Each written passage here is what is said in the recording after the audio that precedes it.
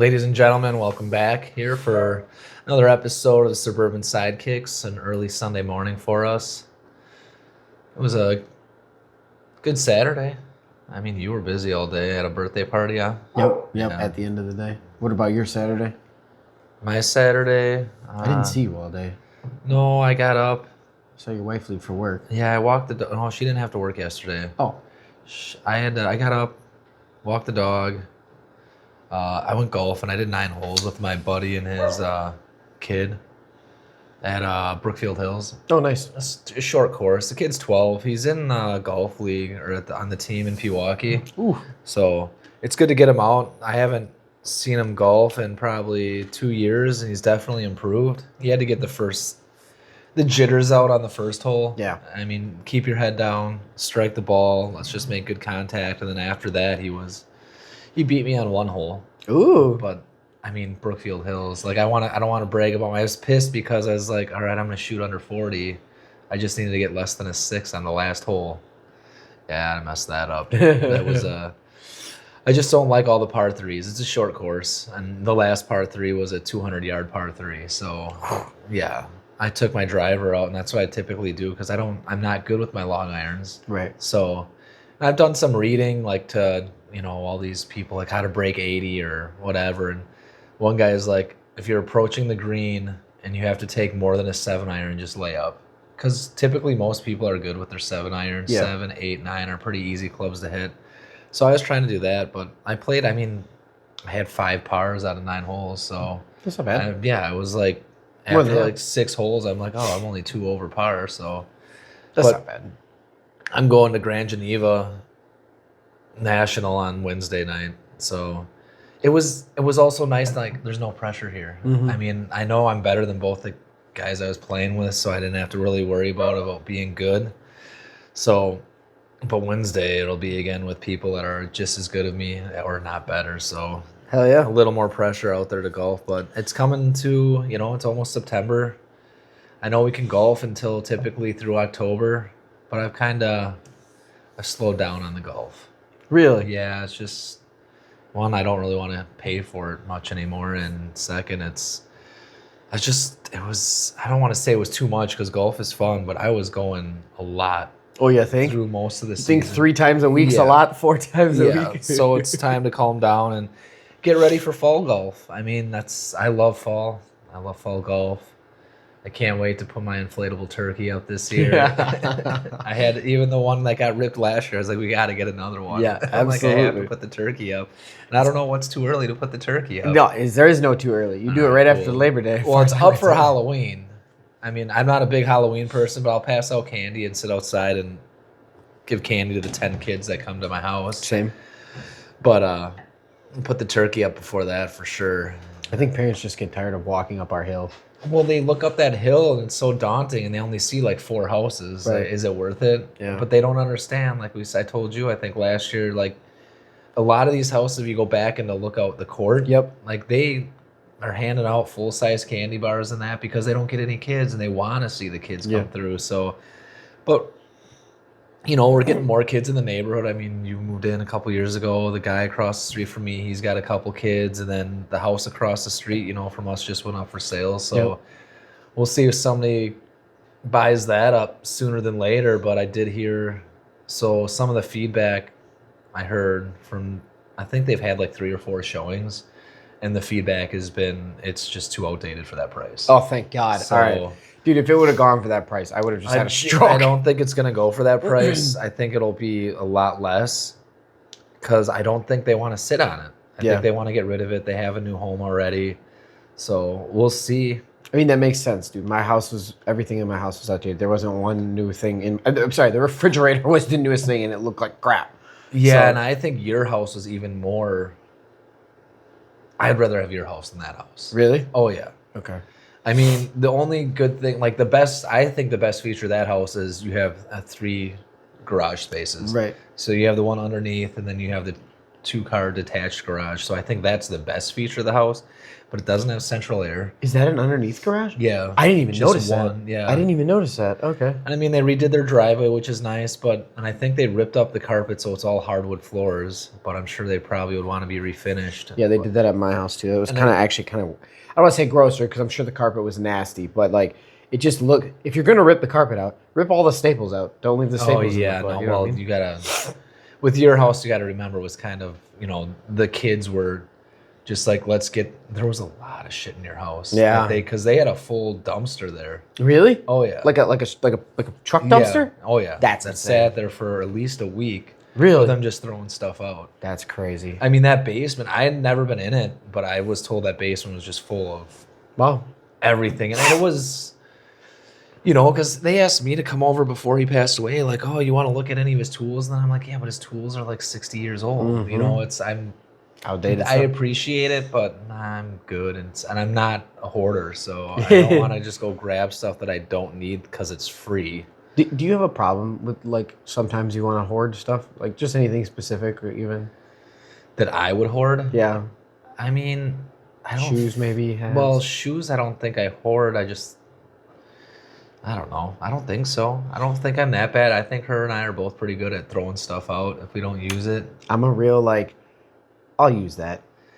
Yeah. At some point, what I mean? Nuts, bolts, stuff like that. Like I can't. Oh, that's like screws in that. I'll keep. Yeah. I remember when I worked at PM Plastics, we would get these big bins of stuff from China, and you'd have to unscrew all the screws. I was like, I'd keep all of them. Yeah. Because you never know. No, You're gonna right. need a random screw for Exactly. something, but It happens to be all the time, actually. yeah, I just need to get more organized with that stuff, but I don't really have an area for that. I mean, I could get organized more here in the basement, but which I need to get down here because, like, if your buddy comes over and does all the electrical work, I got to get all this shit out of the way for him. Yep. And it's a good reason to go through stuff. Like, my wife has to, when she moved in here, there's some stuff that has sentimental value, and there's some stuff it's like, I don't know, why am I keeping this? And I have probably some stuff down here too. I need to go sell my video games that I'm not going to keep. You know what I heard the theory is for getting rid of stuff, not the video games, everything else.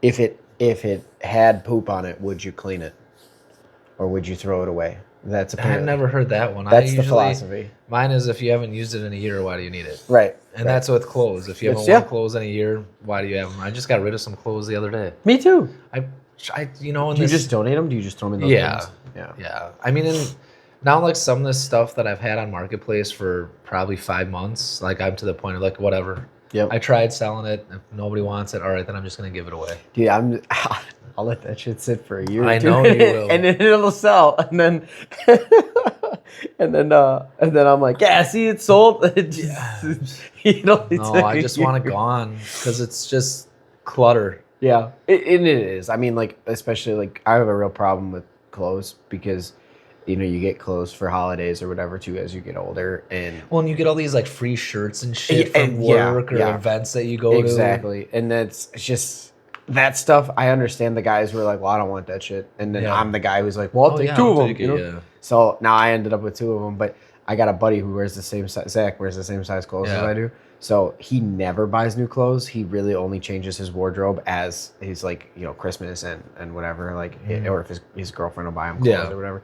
So I give all of my old shirts, even when they're not, like, my shirts are never old. They're never worn out or anything. If they're worn out, I throw them away. But, like, I get some nice stuff that I'll just never wear. Wear it once or twice maybe. And then, like, so he gets like nice shirts and nice pants and stuff like that. Like, I just gave him a bag full of brand new socks and basketball shorts. At least somebody's using it, Well, and then I see him in it and I'm like, hey. Nice. Oh, I'm like, how nice.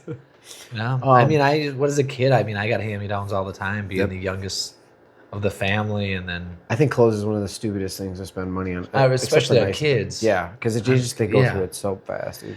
Yeah, I don't.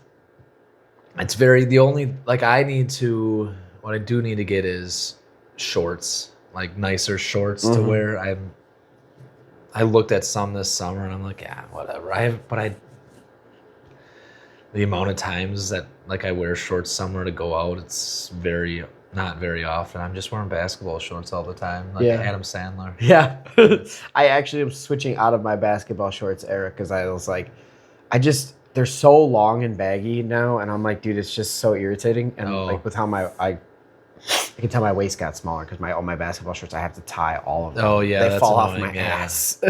So you know what I actually did was I found a bunch on Marketplace, and even these, they're like running shorts or whatever, but they got pockets and shit too. So they're super comfortable. They got 5 pairs of these for $8. That's not bad. And these shorts, these ones specifically, are $35 a piece. Yeah. So I think the last clothes like that I actually bought were, well, not.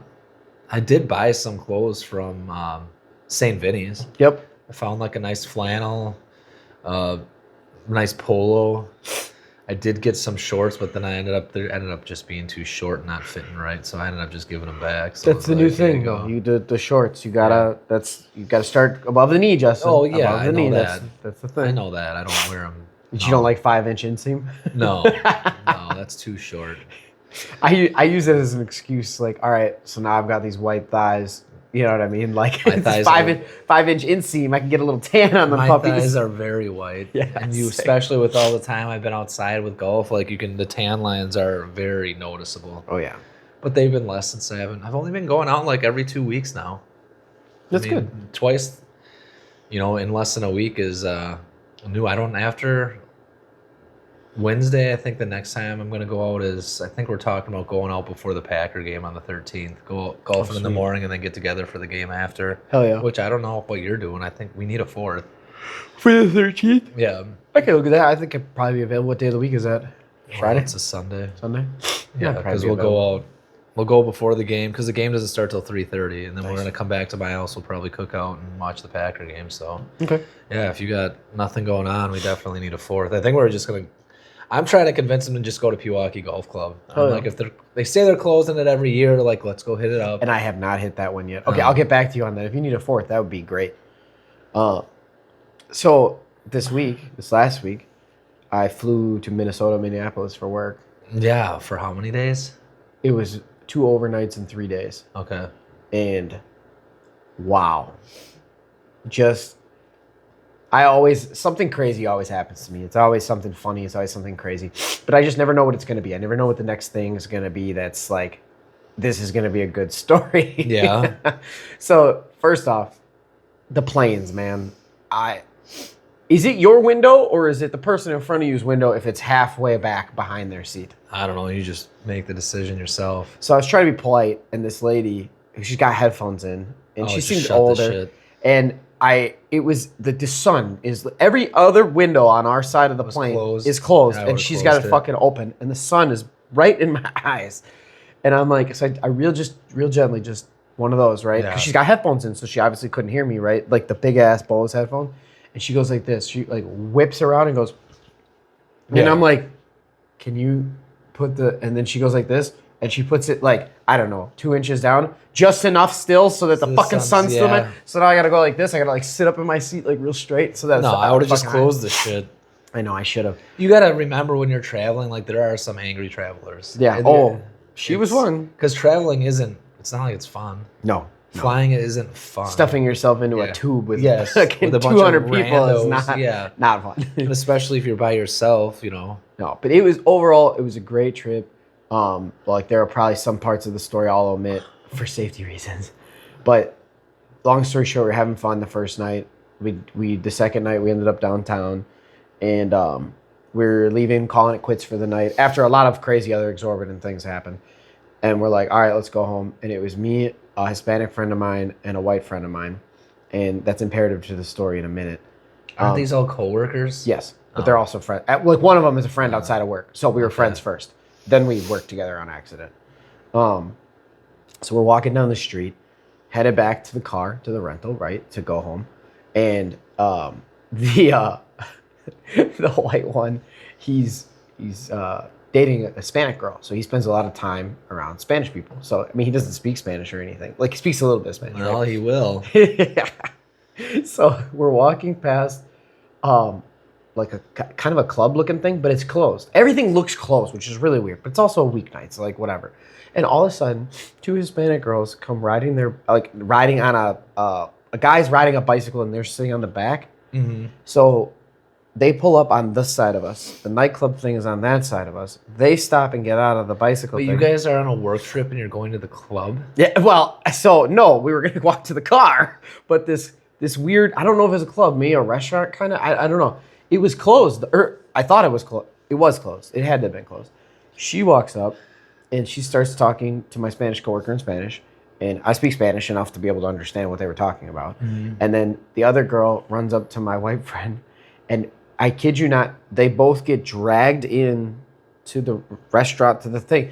And she told the in Spanish, she said to the guy, she said, "Oh no, they're good." And we all went in, and I'm like, okay. And I'm not talking like popping, like it wasn't like that. It was like a private restaurant or something. Like it was closed, dude. It was fucking closed. It was, I guarantee you it was fucking closed. Mm-hmm. And she told him, like, she told my buddy, she was like, "Oh, I own a construction company, like this and that, whatever." And I'm just like, what's going on right now? Like, were we just kidnapped? Like, random. And then so we end up sitting down like at a table, I guess, and there's like a chef and a bartender next to each other, and they're doing stuff, but it's just nobody. There's nobody else, bro. It's just us. Oh, there was two other people. There was two other people in there, but they were sitting like at the bar area, kind of, and that's just where they were at. So it was just us, and this place looked so nice inside, and the lights so turned down. I mean, like really fucking dark. Okay, so I was like, this is super weird.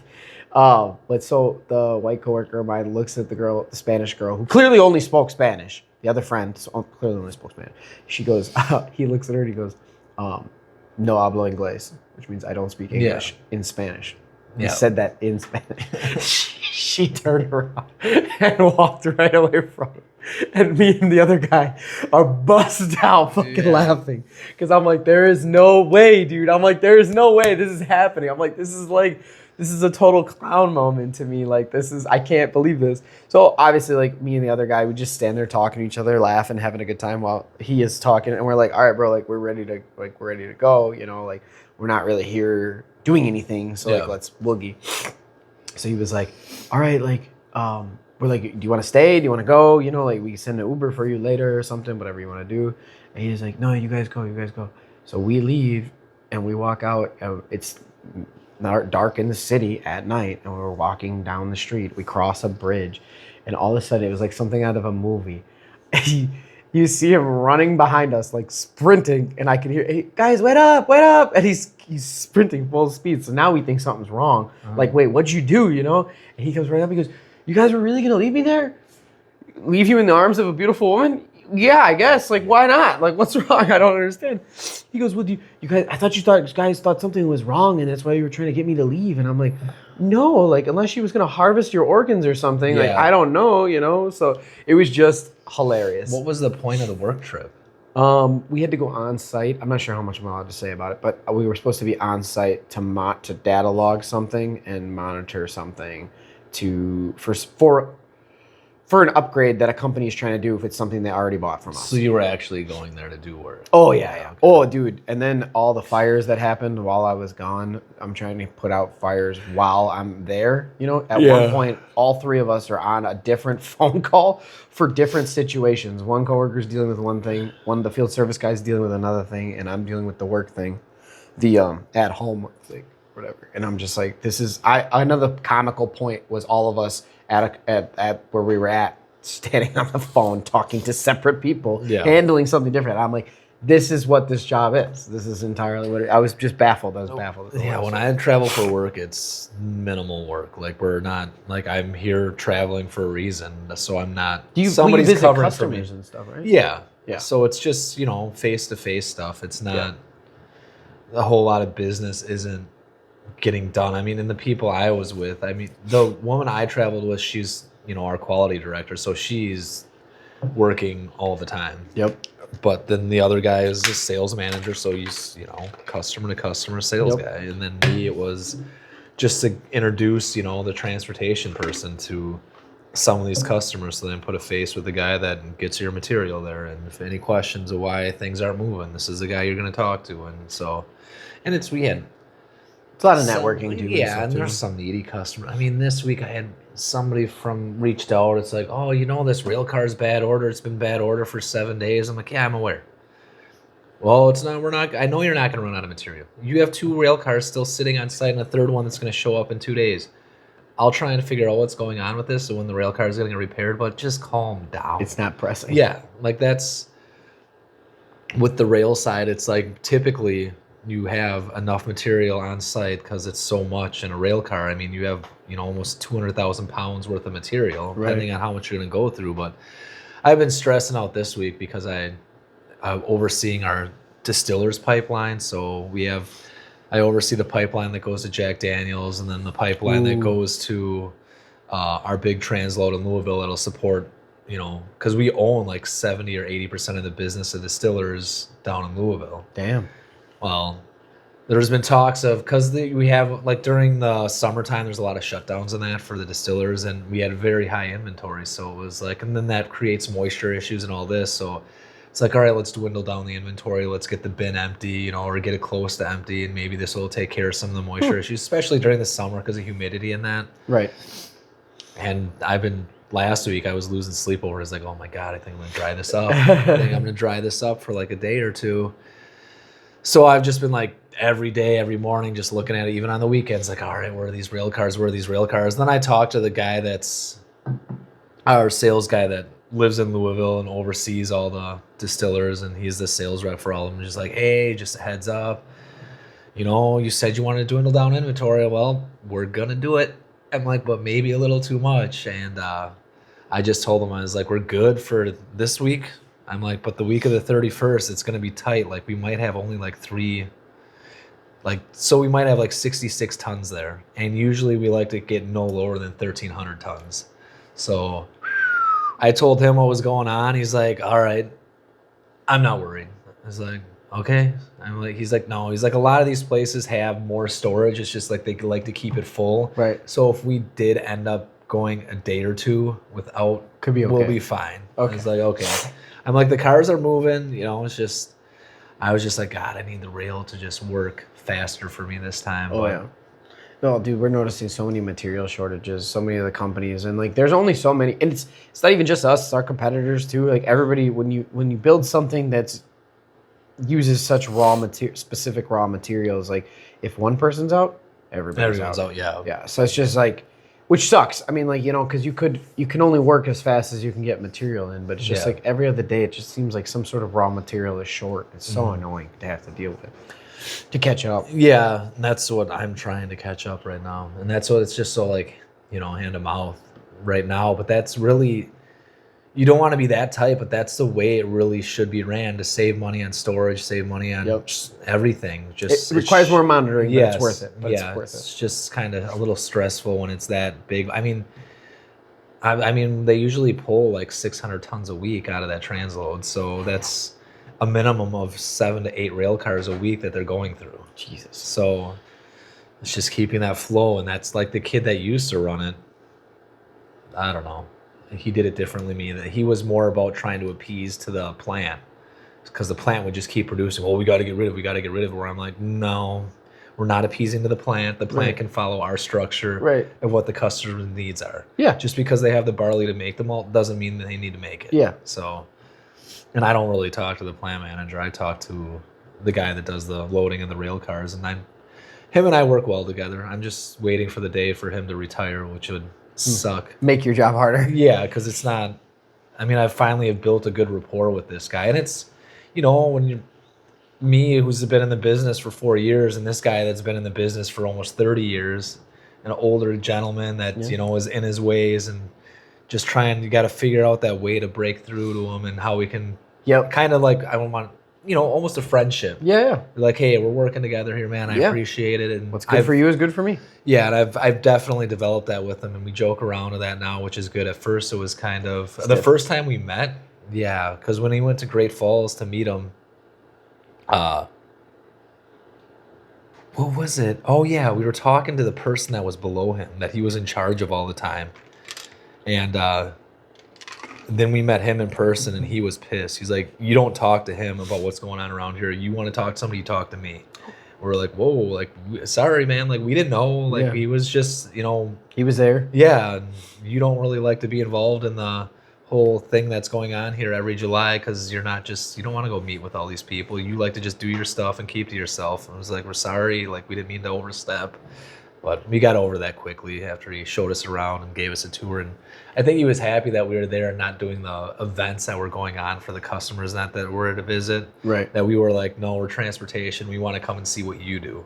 We want to be on site. We want to understand how you load rail cars. We want to see the restrictions you have. We want to see how the railroad pisses you off and what we can do to step in and be more involved. Yeah, the completing the circle. That's what I like to call it, is completing the circle. Because once you have a full, like I just said this week, like once you have a full understanding, like I've done everything in my job from the bottom all the way up, now all the way around to the finished product, sale, follow up, research data, whatever. Like I just am baffled. Like everybody should know this at my job. Everybody should. There's no job at my company that would not benefit you. Exactly. Well, how can you tell somebody to do something when you don't even understand how it's done? Exactly. And that's what I hate. Like that's why, like when I came into corporate America, like I'm not gonna be that person. Right. Because I hated those people when I was in the factory. No. You can't sit up here from your desk and tell me how to do something that you've never done. Yep. And that's how it's always been when I've been in this position. Like, I'm here to listen to you. Yeah. And let's work together. Yep.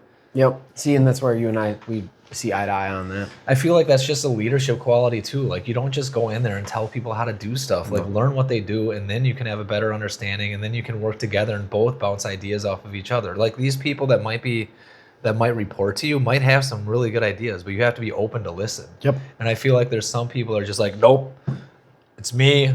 I'm the boss. You're going to do how I say it, even though it might not be the best idea because you've never fucking done it. Nope. Yeah. You don't know how to do it. More often than not, middle management just makes things more difficult than help. Or even upper management. Yeah. Like they help than hurt. Yeah. I hate that. It's a big pet peeve of mine. It's frustrating. Question for you. Did you see that Brewer game? Which one? The 22-0? Come on. I watched the highlights. Did you see? Yeah. Well, who did they play again? Who was it?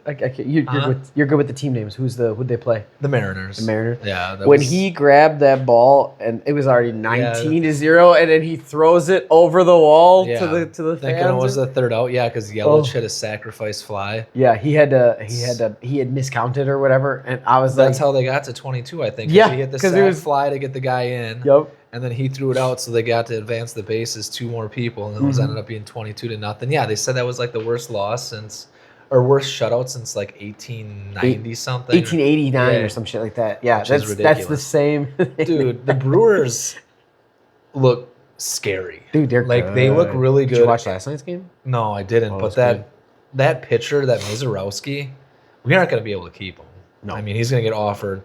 But this is like our year. We have to make a run. We have to win because, I mean, we need the number 1 seed, which I think we're up, a game and a half on the Dodgers. And then I think we're like up 4 games on the Cubs in our division. So I know we've already clinched postseason because we've already won, once again, like the fastest team to 80 wins.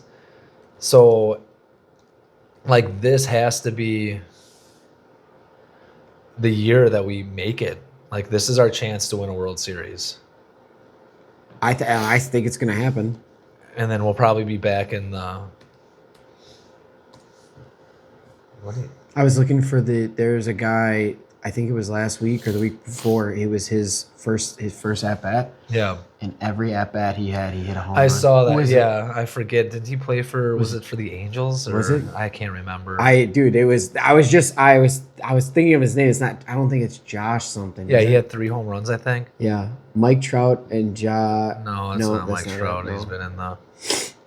I'll have to figure it out later. But I saw that and I was just like, no way. Like, baseball is becoming more like, I'm watching more baseball. Well, it's more because now that they have that pitch clock, they made the sport. So finally, a rule change that made the sport better. Yep. Because I mean, the NFL, all the changes they've made, I think it's made the NFL worse. Yep. I hate all those. But baseball, fantastic. Yep. That pitch clock is huge. Where you can, I mean, like I said, one game I went to this year was less than an hour and a half. Yeah. I mean, the score was 2-1. Which is crazy when I'm so used to the game being so 3 long. or 4. Yeah. It's what I don't like that they did make the change is now when it goes to extra innings that they get somebody on second base right away. Yeah. Well, why? What was that? Just to give it an edge? To speed it up. Yeah. So so each team gets a chance. Whatever. I don't know. I think it should still. But I know I was talking to my general manager, he's like, well, I think it's better because it doesn't make it as long. I'm like, yeah, but I'm like, they've already shortened the game so much already with the pitch clock. Yeah, I'm good with that. I feel like you could still just have it as a regular game when you get into innings. And I mean, that was baseball where it's like, yeah, maybe you do have a game that goes 18 innings. Oh, It's just, that's baseball. Yeah. I've seen that a few times. Like there was a couple games where I usually leave in like the 8th inning or whatever before the pitch clock thing. And then you'd get home and you'd be like, yeah, they're in the 13th inning. And you're like, Jesus. Yeah, I just leave early because I want to beat traffic. Yeah, pretty much. Because it's such a pain in the ass to get out of that parking lot. That is the worst parking lot ever. I mean, that's anywhere. Like you leave a Lambo, it's like, that's terrible. It takes you just an hour to even get out of Green Bay if you wait till the end of the game. Like we would always like, if we stayed for the whole game, it's like we might as well just sit and wait by the car and tailgate some more. If a lot of people do. I've noticed lately. Yeah, there's no point on getting in your car. You're not going anywhere. Did you watch the Packer game last night? No, I was just getting caught up on highlights. I just I think his final score was a 33-31. No, it was 33. We killed them. Did we? Yeah, we made them look bad. That Marshawn Lloyd and Josh Jacobs in the backfield. If Marshawn Lloyd can stay healthy, that's going to be a scary backfield. And that kicker we drafted, I keep hearing his name. Really I keep hearing his name. Trey Smack, I think his name. He's out of Florida, and I know we traded 2 7th-round picks to move up to get him.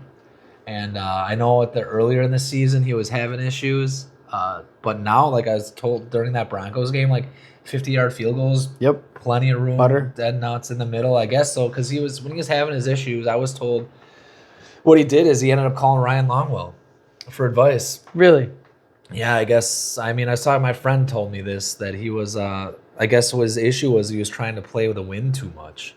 You know what? To figure it out. So Ryan Longwell is the highest Packers, and like he's scored the most points forever for a Packer. So as a kicker, I mean, but he's like, tell me what you do. Yeah, well, that's good for a young kid that's 23 years old. Yeah. And, we haven't had a decent kicker in years that was reliable. No. And now if you got this kid that can hit 60-yard field goals. We're good. Yeah. Yeah. I think, and I saw, like, watching Jordan Love sit in the pocket more and the way he's throwing, like, you can start to see it's funny because you watch, like, from Brett Favre, then Aaron Rodgers, and then now Jordan Love, like, they all learn kind of the same form of throwing. And it looks like Jordan Love is finally getting into his niche. He needs to come into his own this year. Like, this is his year. Oh, yeah. I think it's going to be, what I hate is, like, we could be good, but the Rams are going to be really good. And now that Aaron Donald's talking about coming back to play for them, it's like then you have Aaron Donald and Myles Garrett on the edge. There's nobody can stop. You can't double team both of them. Did you see the Colts? The Colts drafted a wide receiver. I can't remember what his name is, though. No, but the Colts, I don't think are very. But this wide receiver is nasty, bro. So I'm like, to me, a couple good receivers breaks a game. Like, well, I think even a not great quarterback can throw it to a good receiver, and a good receiver will make up the difference. I think our receivers are going to be, if we can stay healthy, Christian Watson and Jaden Reed, and then Tucker Kraft will be back. I know there's a lot of contract talks with Tucker Kraft. How much longer how long is he out for? Who, Tucker Kraft? Yeah. I think he'll be ready for week 1. He's already doing full practice. Okay. I thought Parsons was talking a couple weeks. Parsons will be out for at least through week 5. Yeah. So, I mean, but Tucker Kraft, yeah, he's in all the full pad drills. I think he should be ready to go. But yeah, I mean, football season's here. I'm excited. I'm doing so many pools for football, dude. It's not even insane. Not even just fantasy. There's a pool. Then I think I'm doing 2 different fantasy things for it. And then there's this point scoring thing, 22 points. You got I haven't had a team picked for me yet, but let's just say last year I had the Bengals. So whenever that team gets 22, we get like $60 or something like that. So I'm just like, geez, Louise. I was thinking about getting into a fantasy league and trying to, but I don't want to run one. No. I just don't want to. I ran it for years. Dude, but playing I don't them want is to do so it again. much fun sometimes because you're a little more in tune to the games. You know what I mean? Oh yeah, and I'm watching way more football, having fantasy football. My father-in-law told me, he showed me the Sunday ticket. I think it was the Red Zone and the Sunday ticket, and he's like, "This is all I watch all Sunday." He goes, "It's great for playing fantasy because it's all your players doing exactly what you wanted to see them do." And I'm like, "Perfect." I've seen they got this game, like this drinking game, and then you get points during a football game. That looks like it's fun to play. Like, Like, you get dealt out so many cards, and then, like, incomplete pass, drink, there's a point. Okay. And, like, at the end of whoever has the most points wins. Like, I think that'd be fun to do. I mean, let alone having some beers, and then let alone maybe put some money on it at the end. And, all right, everybody puts in, like, $10. All right, and whoever has the most points at the end of the game wins. That's fun. Just another fun thing to do during the game if you're with some buddies in that. Yeah. Yeah, they have it for, it keeps on coming up on my feed, and I'm like, should I buy that? Should I not? But I feel like if I buy it, it'll be like Cards Against Humanity. Like, how often are you going to use it? Yeah, that one got really bent out real fast. Like, I liked it, but it's just like every time somebody wanted to play it, that's not a 5-minute game. You know what I mean? Like, that's a time-consuming game. Yeah. It was fun, but you also have to play with the right people. Yeah. Like, you have to have the people that have the right, so nobody gets offended. Right. Because somebody always gets offended these days. The last time we played, I laughed so hard I got lockjaw for so long. You just laugh so hard for so long, and you're sobbing laughing. I think the last time we played, we had that. We played, I think, on New Year's, because we had a sober New Year's last year. So nobody was drinking, and we were playing that game, and we were geeking out for a while. Yeah, it's just, like, that's how you know you got a good group of people, like when you don't need any additives to the party to have fun. Like, it's just the people you surround yourself with. I know. I had my one friend where he always, like last year too, had people over for a Packer game, and none of us drank. He's like, this is going to be gay. Like, how are we going to have fun if we don't drink? I'm like, and then we did it. I was like, did you have fun? He's like, yeah. I was like, exactly. I'm like, we don't need beer to have fun. We're not young anymore. 21. Yeah. And my friends, these people that I hang out with are older than me. Whereas my buddy I was with yesterday, I was like, God, it sucks getting old. He's like, don't talk to me about getting old. I'm 6 years older than you. He's like, yeah, I'm sorry. Well, you got that 12-year-old that's just got all the energy in the world and no worries. It's like, no worries, man. Just be happy. Yeah. That's all it is. That's all it is. That's all these people are doing, man. You just smile every day. You laugh. You have fun. You can make the best. I saw a quote yesterday. What did it say? Did you really have a bad year? Or was it just a bad day? Did you really have a bad day, or was it just a bad moment? And I was like, that's a good point. I don't know. I just get annoyed and frustrated.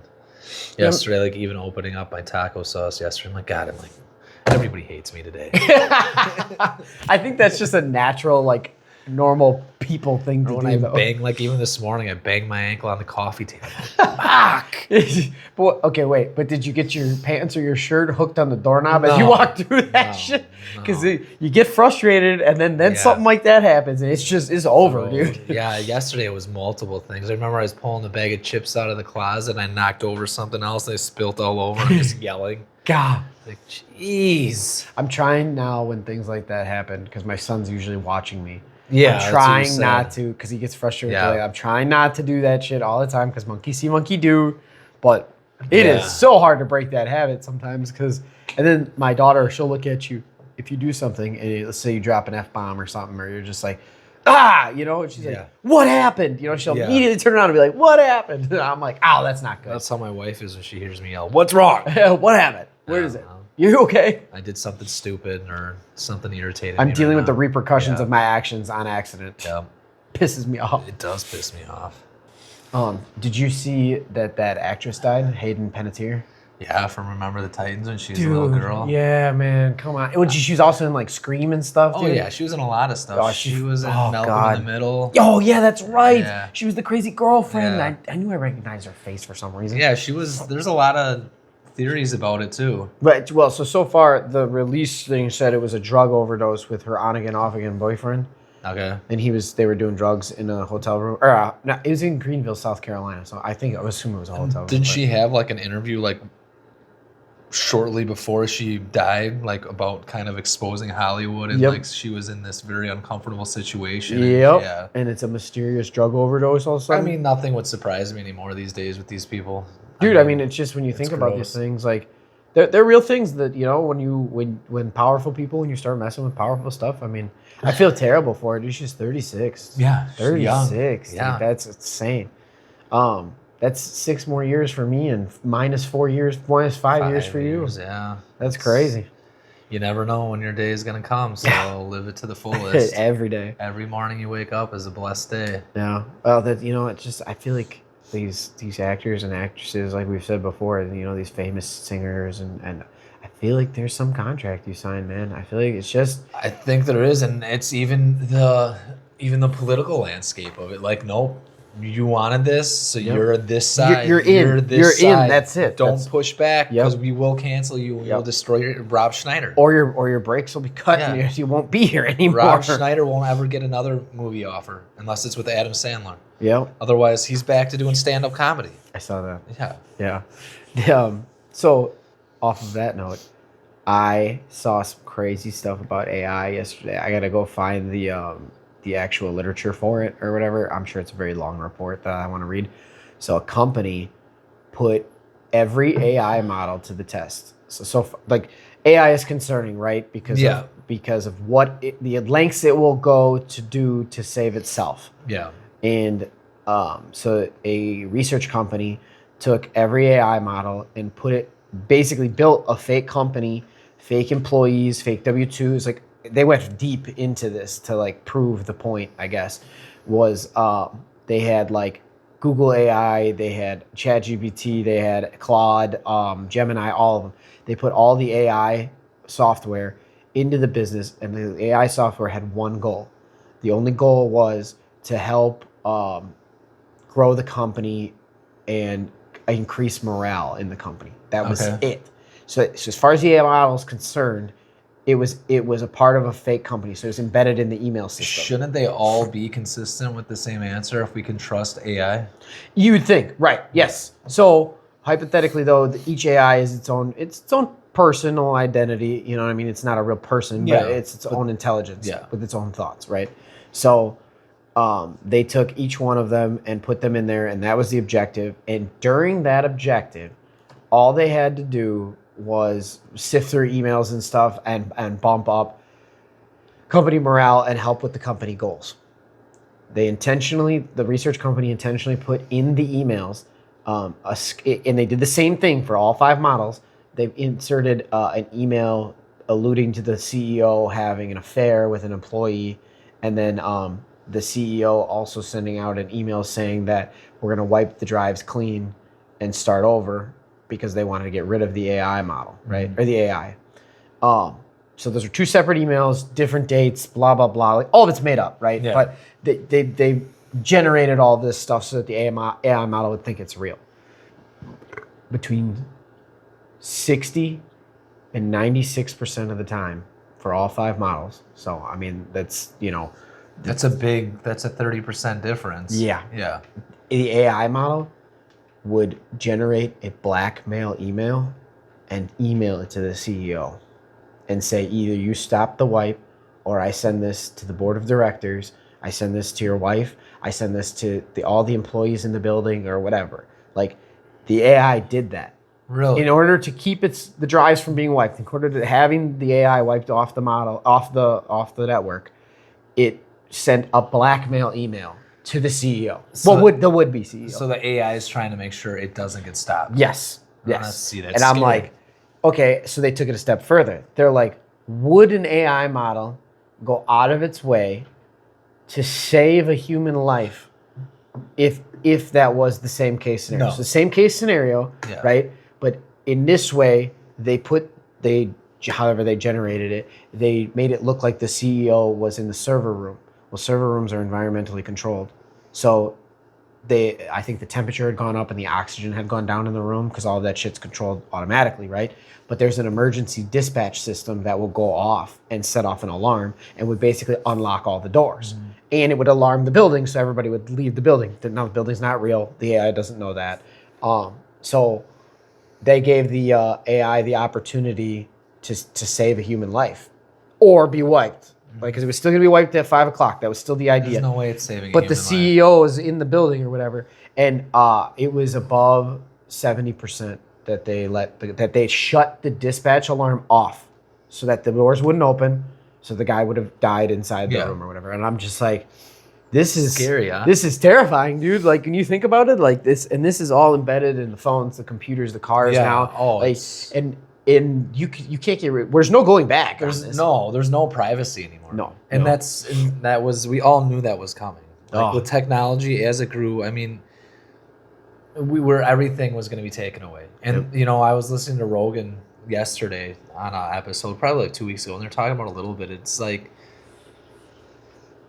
some stuff is like, you know, they're talking about those flock cameras. Yeah, and, I was just you know, gonna how ask you you. find some of these people. It's like, okay, some of it's good for safety, but then again, like you can prevent certain things. But then again, it's like, the biggest thing is like, okay, when do they change laws? And they say, well, now you can't do this. So then your privacy, and once they start taking away more rights, Yep. which has already, the agenda's been pushed. Yep. And then they can have surveillance of you all the time, where it's like, okay, well, you know, Second Amendment right. Well, we're taking that away, but we know you have guns because we can see everything you do. Yep. So we're coming to your house and we're taking them. Like, that's the scary part. Yep. And it's going to be taken too far with all this surveillance. It's just... I get it. I do. Like, the flock camera thing is so cool. A kid got kidnapped, bank robbers. It's just they've taken it too far with this. Have you ever looked at the flock camera locators or whatever? Because you can just Google those. They do publicly tell you where they all are, which is kind of convenient. But dude, I mean, you couldn't get through Madison. You couldn't get down. You couldn't get down to Illinois. There's nowhere you're gonna go. Yeah. There's nowhere you're gonna go. No. Which is crazy. You know what I just heard? A toll. Was it a toll in booth? Chicago? Yeah, Toll $7 to get in, $7 to leave. That's it's a insane. great governor down Yeah, there. dude, that's insane. Great man. mayor, dude. Illinois is just spot on. Great state. Well, You lost your NFL team. Now you're charging people to come in and out of the city Because they lost the NFL revenue. Yeah, you guys are you're the way you're running that city. Crime is at an all-time high. Like, you know, good. Chicago's great. You know, it's so awesome. They got That's sarcasm if you didn't pick up on it. the toll booths can tell how much cash you have in your car. I bet. And I'm like, Yeah. wait, what? Like the change in my pocket? Dude, you could, if you drove through with like, just say, you know, like $10,000 in your trunk. Just say you had it in a briefcase in your trunk. The toll booth, you know. I'm like, that's insane. How does it know? What concerns me, like, so, you know, I was reading a thing the other day about the most states that people are leaving. And, you know, you got California, Illinois, Minnesota. Really? Yeah. And it's, what scares me is like, okay, so people are all leaving these states. What happens, like, the thing is, like, are you going to turn the good states into shitty states now because you're bringing your ways because you don't want to pay the taxes? Like, even, was it George Clooney came out and talked about because he's pissed off that he voted for that mom, Donnie, and he's got his vacation home in New York, and now he wants to tax the shit out of him. He's like, well, I give enough money to charity and blah, blah, blah. I'm like, you're the idiot that voted for this guy. Yep. What did you think was going to happen? I don't know what if they conform to the way of life of the rest of us? You know what I mean? Like, because everything's, just say you go from a crap state to a good state, maybe they just end up not ruining it for the rest of us. You know? hope, but that's not always the case because they believe in certain policies. And at the end of the day, like I was talking to, like, I'm not going to declare Republican. I'm not going to declare Democrat. Like, I am pro-America. Yep. And the direction this country is going is not pro-America at all. Either side. No. Like, and I don't care who you voted for, but none of them have the best interests of us. Yeah, I don't think it's all about them lining their pockets. I don't think the government has the best interest of us. Zero interest for us. They don't care. It's all about lining your pockets with money, control, power, and it's not even the politicians that have. It's the richest people in America that run this country, and I'm sure there's people outside of this country that are loaded that are running this country. Like, anybody who thinks otherwise, you can't tell me that. And it's so disturbing, and we usually try not to get into this, but it's all been done by design. They've divided us so we can never be united. Oh yeah. And you always talk about like the wars that we've had about, you know, the Boston Tea Party, about a 2% tax or a 3% tax that was an uproar. Mm-hmm. Our money's getting taxed at probably almost a rate of 50% in this country. Mm-hmm. Where is the uproar? Yeah. And you're just putting us more and more in debt. We're never going to get out of it. Everything's more expensive. Inflation keeps going up. And it doesn't matter what party's in office. No. It just happens. It just happens. keeps It getting happens. expensive. There's always wars and there's always money behind it. Yep. So when does it come to a head where we can actually come together as one and be like, you know what? Like if we all, as a country, could all come together as one and be like, I'm not paying my taxes. Right. What would they do? Yeah, you can't come to every door. Yeah, no. You can't come to every door Can't and fill arrest every everybody. jail. Exactly. Can't fill every jail. Can't fill every courtroom. Well, you got some of these people running for office that don't even believe in jails. Yeah. So I know I've seen a lot of good you've people gone come too into far. office, Like too. even the governor race, the primary here made national news. Oh yeah. Because how do you lose No, you just didn't want somebody in office because you knew she was too far gone, saying that we should cancel Thanksgiving. Yep. Like, no, this is insane. And the fact that, it's very hard to believe in fair elections anymore. No. Like, what? After how technology is these days, like, and then like, well, don't, it used to be the whole like, we'll just mail it in, yeah, we trust us, mail it in. Now it's just like the only way you should have a mail-in ballot is if you're laying in a hospital bed and you can't go. Mm-hmm. If you're serving in the military. Yep, overseas. Yeah, and like, what other reason should there be a mail-in ballot? Probably not. You should have to go vote in person, and you should have to be an American citizen. Yeah. And you should also not be able to be in office unless you were born in America. You know what? You don't have the same thoughts as an American if you were in a different country or born in a different country. You might have came here. Right. But at the end of the day, I'm sorry. Like, it shouldn't be changed. You have to be a born American that's to fair. Be in office. That's fair. Oh, yeah, that's fair. Like, what my podcast guy was talking about? I never even thought of this, obviously, because I'm not a felon, so it would never occur to me. But he's a felon. Yeah. I don't think it's based on classification of felony like ABC. But his felons can never own guns again, right? I saw that. And felons can never about coming a second chance for felons. As long as you're a non-violent felon, yeah, so it seems. But I'm like, that's interesting. Now voting though, he was like, I can't even. I don't remember what his dad or somebody's doing something and like he can't vote for whoever for whatever. It is. Yeah. And he's just like, but I'm like I'm a non-violent felon. Like he goes, well, why? I didn't. He goes, it's kind of unfair that I never get to vote again, ever. And he goes, like, there should be like a statute of limitations. You can get it expunged, didn't pay for it. Yeah. It's just a lot of court fees. It's probably going to cost you about $30,000 to get it all taken off your record because you've proven that you're a functional person in society, which there are people that vote that are probably way less functional people in society that shouldn't be able to vote. Exactly. I was watching, was it Jesse Ventura the other day? And he was talking, the former governor of Minnesota, former wrestler.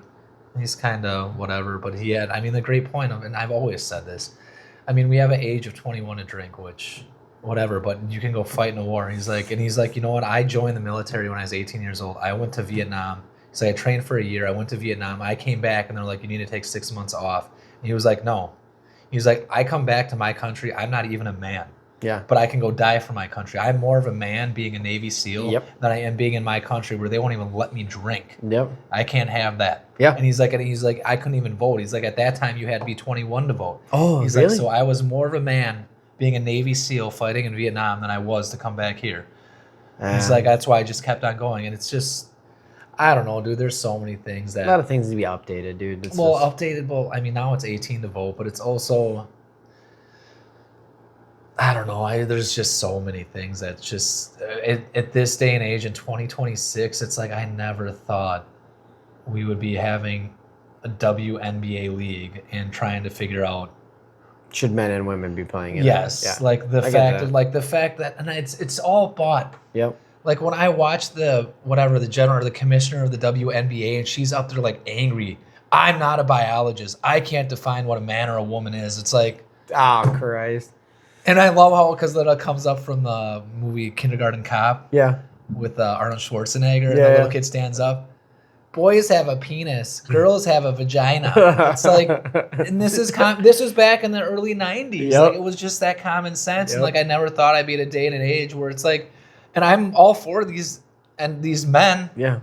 This Enos Cantor and that Royce White, I think. Yeah. It's like, well then, and they're not doing it because they want to go destroy the WNBA. Right. They're doing it because to prove a point. Just to prove a point. Yeah, no, there has to be a differentiation. Because you have that woman that plays in France, or man. Yeah. Says is a woman and is averaging over 20 points a game, Crushing. 20 rebounds, MVP, defensive player of the year, offensive player of the year. It's like, it's nothing against women. You're destroying women's sports. Yeah. That's the problem. It's not women's fair. Sports should be women's it's not sports. fair to women. No, definitely not. And especially how far the WNBA has came. Dude, and they need all the help they can get, dude. Well, they're funded by the NBA. Yeah, I know. Yeah, that's the thing. And the person they hate the most is the one that got them all the money, that Caitlin Clark. Like, you guys were riding buses to games. Mm-hmm. Now you're getting jets. It's like, why do you think that is? Yeah. Now, actually, people want to watch it. Oh, I'd watch any game Caitlin Clark playing in. Absolutely. Fuck. So don't destroy the sport. It's cool. It's fun to watch, especially because they're just like the NBA, when that started. Eventually, the talent's going to continue to get better and better and better. So the product that's put out now, continue to just let it be women. Don't let men come in. No. I mean, you're going to have a guy that's 6'10", 250. Tell me how you're going to stop that. That's bogus. It's going to be 60 that's points bogus. a game. But I also noticed in basketball, they really like let off on the defense portion of basketball, and they're just like, let's see how many points we can fucking score. The NBA is terrible now. These games went from 40 to 40 to 125 to 115. Like I said, the best era, 90s. Yeah, the 90s is the best era of basketball. It was still tough. There was still, 100 points was a high-scoring game. Oh, yeah. Very high. But the physicality of it in the 90s, you had the guys that weren't that good at basketball but were just rough. Right. Like, Dennis Rodman, one of the best rebounders to ever play the game, couldn't shoot to save his life. But he get that ball back. He's putting his body on the line. Yep. He wasn't letting Jordan, they played together for years, but, the Pistons with their, I forget who it was Dumars and whoever else, like, they weren't letting Jordan go to the hole. Oh, yeah. They're like, dude, if you're coming down here, you're getting hit. Yeah, like, and now all they do is just leave it wide open for you to get down there. They're like, all right, back up.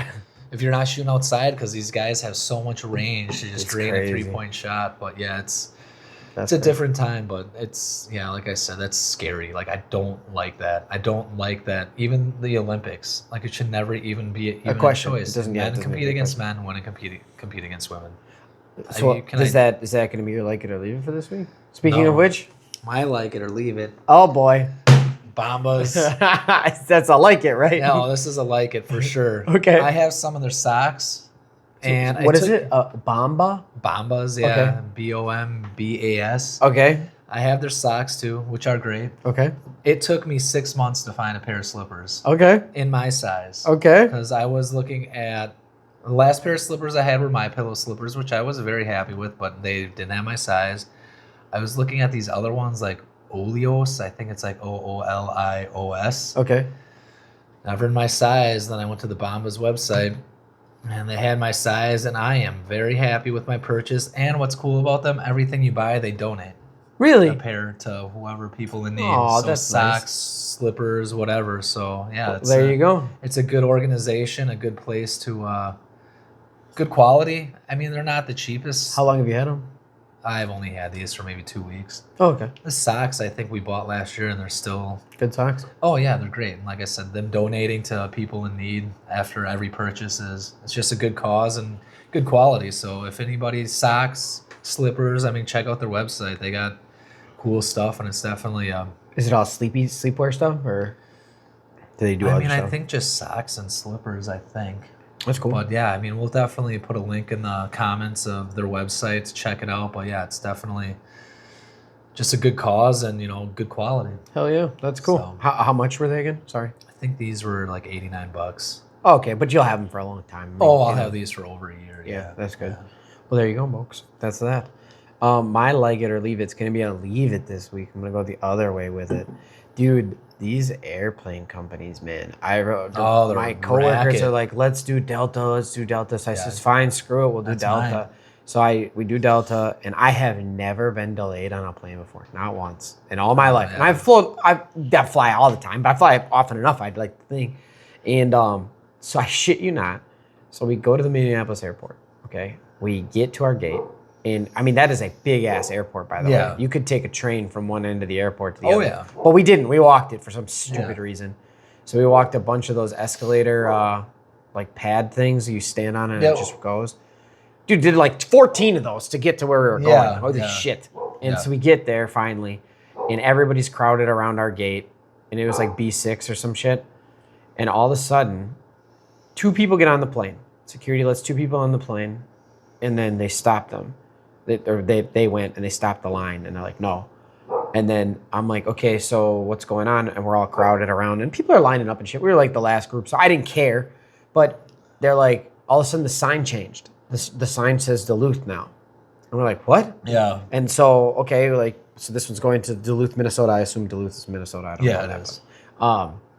So I'm like, okay. Minneapolis to Milwaukee is not a very long flight. No, definitely not. 40 minutes, 30 minutes. So they all of a sudden you see the one B2 a ways down. I can see that it switched. It says Milwaukee now on it instead of Duluth. So they swap the gates. And I'm like, okay. And both planes had just come in. Mm-hmm. So I was confused as to what was going on.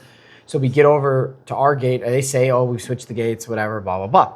Go over to that one. So they sent those 2 people off the plane and sent them back over to the other plane. And all of us.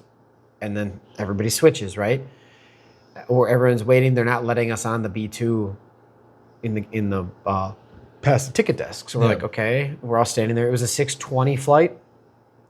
All of a sudden, I noticed the sign says 6:45, and I'm like, wow, what the hell? And then you see the mechanic truck pull up to the plane, and like it raises up to the plane, and they go in the side door, in the emergency door, and our plane's gonna need some maintenance. It looks like whatever. Like it shouldn't take too long. They said like they'll get you out of here as fast as possible.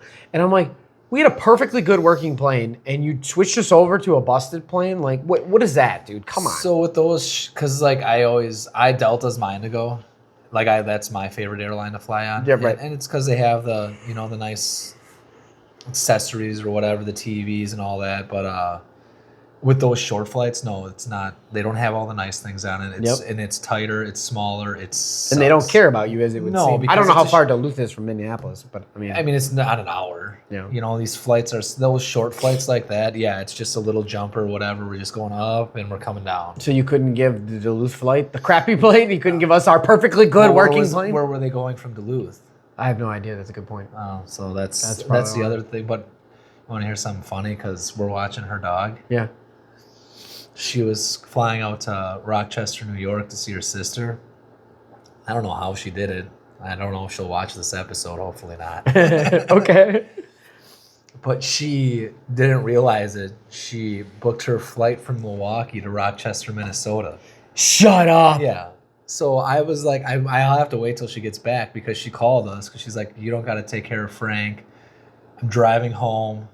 I'm going to be home for the night, and then I'm flying out from Milwaukee again with the right destination. But it cost her, she's not getting refunded the ticket because it was her mistake. Right. Then she paid for a rental car to drive back to Pewaukee to stay for the night. I'm like, when do you think she realized that she was going to Rochester, Minnesota when it was like landing 30 minutes later? Yeah. Oh, my God. I'd be so mad, bro. But it's your fault. Yeah, I know, but I'm even more mad at myself for that, dude. That pissed me off. She always books through like a third party too, like Orbitz or whatever, which I don't like doing that. I mean, sometimes you can find better deals, but I always like going direct through the airline just because if you make a mistake, if there's a hiccup or whatever, you're right there to complain about it. Because you go to the airline, well, you didn't book it through us. Right. Like, what do you want us to do here? But I can't wait to hear that story. I want to know when she realized that she was flying into Minnesota. You'd think like the plane, they would have said before, all right, we're leaving for Rochester, Minnesota, or whatever. Like, well, and it says it all over, when you're boarding a plane. It's Milwaukee to wherever, Yeah, it's like, I just want to know. You have to let me know when you find out. Yeah, that'll be she ain't going to live that one down for a while. That's a mistake you don't make. Yeah. And there's so many layovers, I was like, well, why didn't you just like fly from Rochester to Minneapolis? I'm sure you could, because Rochester, I'm assuming, is a very small airport. Yep. So there's probably not a lot of destinations they go to. No. So like, why not just fly to Minneapolis or drive to Minneapolis and then fly from Minneapolis out to New York? Versus driving all the way home. Hell no. Yeah, the airlines, man, the way that you just get hosed on everything. And I mean, it's ridiculous. Dude, our tickets, our round trip tickets from Minneapolis were $900 a piece. It's gross. My boss just is doing it right now. He flew out on Friday to go visit his family. And then they're flying home, I think, today. Yeah. I mean, it's only like a 3-hour drive, 3.5-hour drive, something like that. Or 6 hours. Oh, no, 6 hours. 6 hours. 6 hours, yeah. that's what it is. Yeah, 6 hours. We had tickets offered to us to go to the Packer-Minnesota game on the 13th in Minneapolis. And I was like, dude, that's just too much driving. Yeah. Like, I don't want to deal with it. It'd be cool to go to a different stadium, but I've also heard Minnesota fans are real dicks. So I drove past the stadium. I mean, it looks nice from the outside. Cool. Yeah. I mean, we didn't go in it or anything, but yep, that's my leave it. My leave it'll be the airlines. Not that you have a choice, but go buy some slippers too. There you go. Some slippers or some socks. I'm telling you, you won't be disappointed. You'll help a person in need too. Exactly. So, well, until next time, like, comment, share, subscribe, and we'll see you next week.